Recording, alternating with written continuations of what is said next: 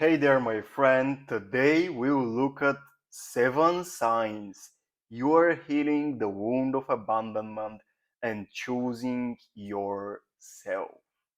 Now, if you've been on the self awareness journey and if you embarked on that journey and started your healing, your inner healing path, well, there are some signs that are actually kind of obvious when you've started healing the wound of abandonment and you've almost surrendered all of it. So, this is what I want to discuss today with the intention that maybe you relate, maybe you resonate with some of these signs, you recognize in them, and you'll see how much progress you've made. Now, that being the case, let's directly get into the topic. Hey there, I am Daniel, a relationship alignment coach and a creator of the Soulful Relationships Experience. It's a one on one coaching program that helps you completely eradicate any toxic, codependent, narcissistic, power struggle relationship dynamics, build a strong relationship to your own self, and surround yourself with only people who support and lift you up. If you're curious about how this program works, you can always check out the free training I have in the description below, in which you'll learn about the 3 phases you need to master until you start attracting only people who support and lift you up. Only people with whom you can have conscious, meaningful, and mutually beneficial relationships. But if you're curious, again, check out some of the information in the links in the description.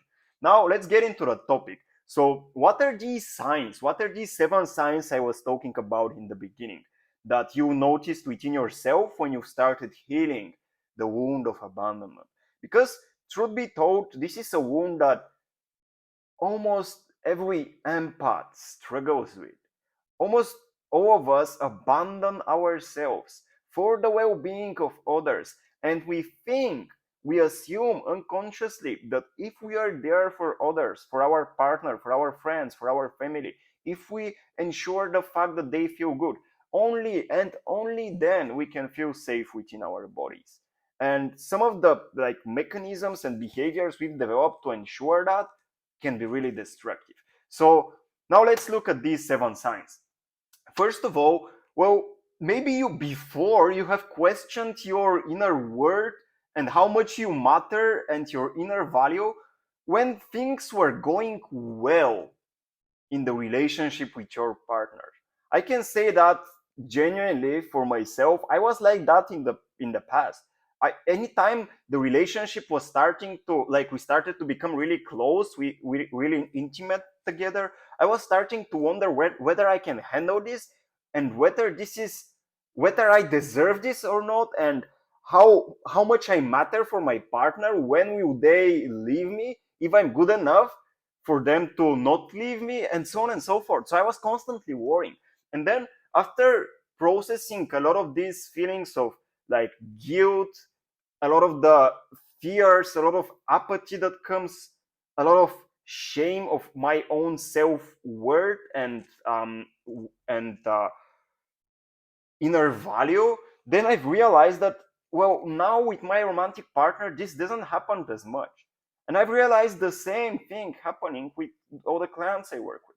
When they start letting go of the wound of abandonment, now they don't constantly um, worry how much they matter to their partner, even when things are going good, right? So, this is the first sign you'll notice. When you don't question your inner worth, your inner value, and how much you matter to your partner when things are going great in the relationship, then this is a beautiful sign that you've started healing this wound. Now, going forward, the second sign you'll notice is that, well, you're not constantly worried that something can go wrong or something went wrong when your partner is not in a good mood. Now, I can, again, from my personal experience, say that whenever my partner wasn't in a mood for, let's say, 1 or 2 days, I was always worried that I did something wrong and that maybe if I don't fix the situation, they will abandon me. And the same was actually true with my friends, not only with my romantic partner. And before it was really chaotic because I always tried to save the person in front of me instead of looking at my own feelings and letting go of them. And so now what I've noticed is that, well, part of my perception have shifted in such a way that I now realize that I am human, she is human, and humans, they experience both positive and negative feelings. And when she is not in the mood for, let's say, a day, this doesn't necessarily mean that I did something wrong. No, this might mean that she just didn't have a fulfilling day at her job, that maybe she's tired, she's overwhelmed, whatever, but it isn't necessarily related to me, which of course doesn't mean that I wouldn't be there to support her. Of course, I will be there, but it just means that I I won't assume that I did something wrong when she is not in the mood. While before in my life it was always like that. When my partner wasn't in the mood, I took all the responsibility for that. I started carrying this burden, and I thought to myself that there is something wrong I did that I need to fix now. And this is how I was always in codependent relationships, right? Until I started healing this wound of abandonment. So this is the second sign, my friend. And if you have transcended that already, congratulations. If you're still in the process of doing so, and if you need any help, you can always schedule your free relationship alignment call in the description below, where I can suggest some practices you can try. It's 100% free call, and in the call we can discuss how you can fully heal that wound just within the next 3 to 4 months, so that you don't experience any codependent relationships again. Now, going forward, the third sign is that you don't need as much reassurance.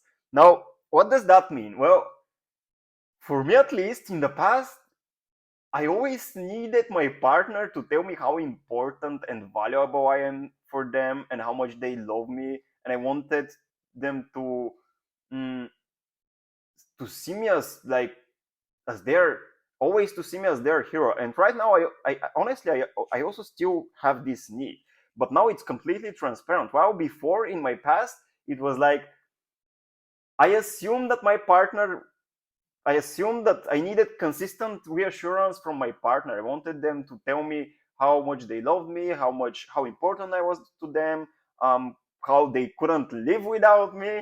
Because if I didn't hear that, I didn't feel secure that the relationship will continue.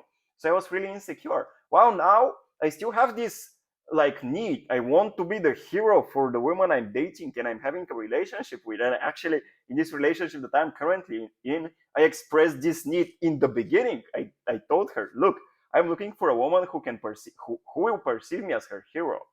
I need that. So I just want you to know that, right?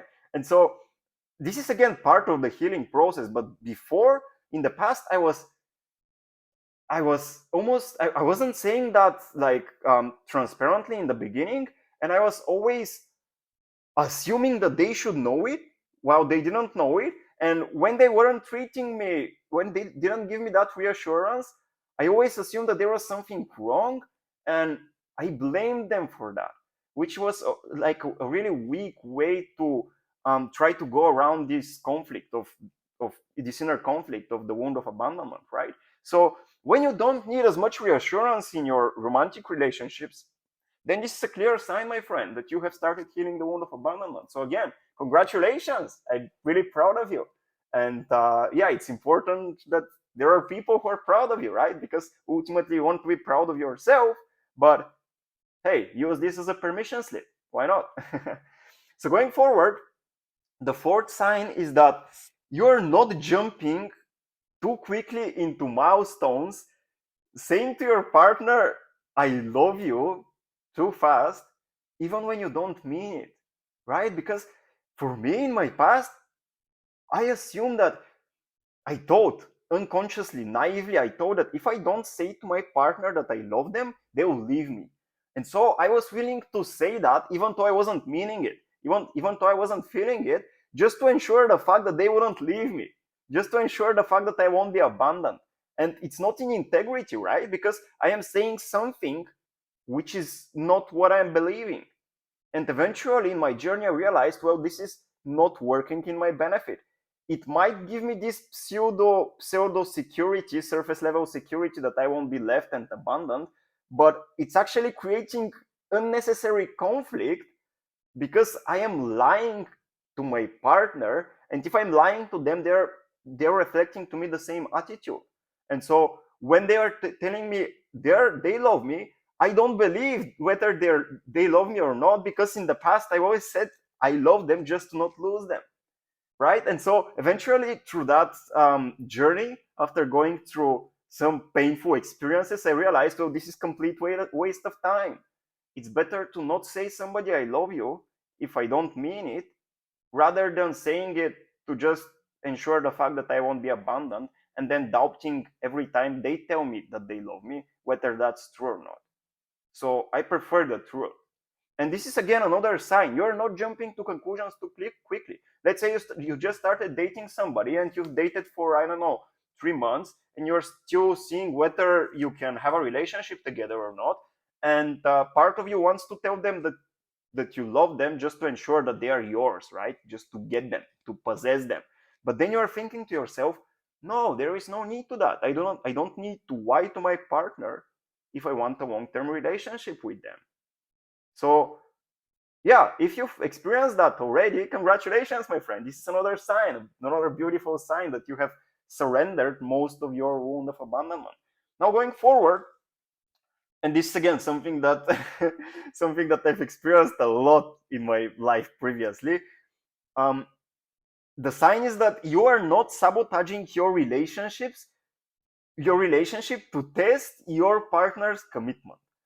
Meaning that here is what I did in the past. I was always like I was intentionally being rude and not showing my love and not being as emotionally available to test whether they would leave me or not. And if they didn't leave me, this meant to me that they have commitment to our relationship, right? But with the same attitude that I was using, the same behavior I was using to test whether they're committed or not, I was sabotaging that relationship, because it's kind of egocentric, right? It's like, I'll treat you badly to ensure the fact that you won't leave me, knowing that not knowing that the consequences of my behavior will make you leave me. So it's like a self-fulfilling prophecy. And if you're not sabotaging your relationship in this way, again, this is a pure sign that you have started healing the wound of abandonment. So if you're not sabotaging your relationship to test your partner's commitment, congratulations, my friend. This is such a great job you've been doing. Now, going forward, the sixth sign, you're not consistently over analyzing their words and actions. Which is again something that we tend to do to ensure that our partner doesn't lie to us, because we are afraid that, unconsciously afraid that they could lie to us and they might not be telling the truth, because this will make us feel better. And that's why we are always over analyzing their words and actions, because we are afraid that they might leave us. And if we don't ensure the fact that they're telling the truth by constantly doubting what are they saying through over analyzation, well, it's like, I don't see myself, we are basically saying to ourselves inwardly, I don't see myself as worthy to be chosen by my partner. And that's why I always need to doubt their words to see whether they're speaking the truth and whether they truly love me or not. And if I don't do that, well, then I will ensure the fact that they will leave me. But in fact, the opposite is true. If I consistently overanalyze their words and actions, this means that I don't trust my partner. I don't have faith in them. I don't trust that they love me. And if I'm constantly doubting them, well, this is a huge red flag. It's a turn off. And so, of course, they'll leave you, right? And I've experienced that again in my past. I've had this relationship in which I was constantly trying to change the beliefs of my partner, because I thought that these beliefs are not healthy for our relationship, and I will assume that it's my responsibility to change my partner to save them, so that I can feel safe in that relationship, instead of working on my own insecurity.